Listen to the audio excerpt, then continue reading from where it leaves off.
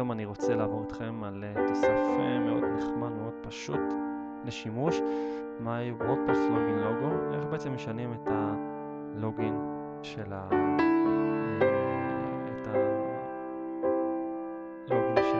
את הלוגו של הלוגין, כן? את הלוגו של הכניסה. אם אני רק רגע אני אצא, איך בעצם משנים את התמונה הזאת. בסדר? אני אכנס בחזרה. אנחנו נציין את התוסף הזה ביחד איתכם. תוסף חדש. נעלה, נחפש את התוסף,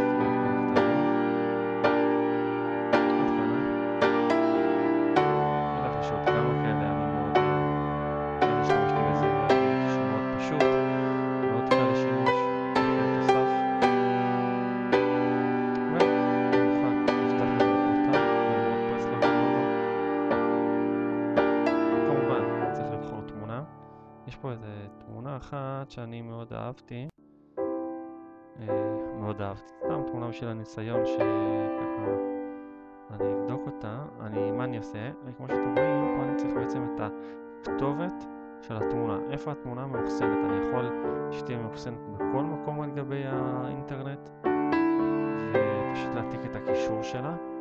אני לוקח תמונה שמאוחסנת על השרת שלי, בעצם על הוורדפרס אפילו, לוחץ על עריכה, ונפתח לי פה החלון של התמונה, וזה בעצם כתובת הקובץ.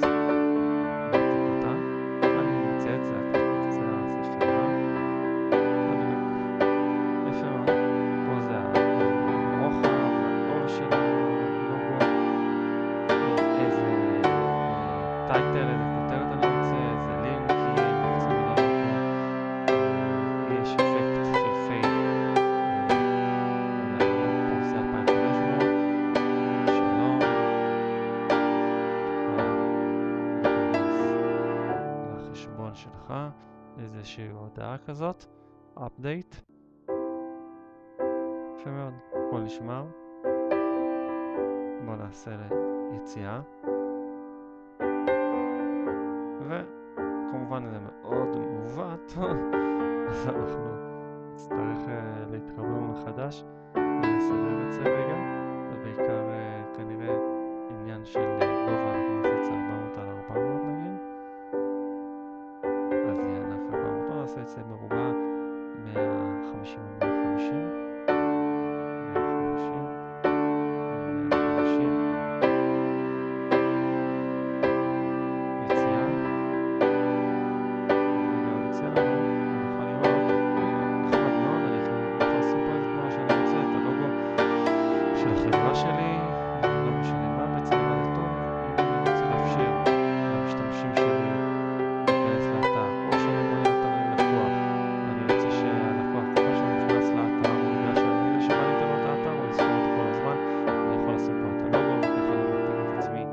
בצורה מאוד קלה ופשוטה.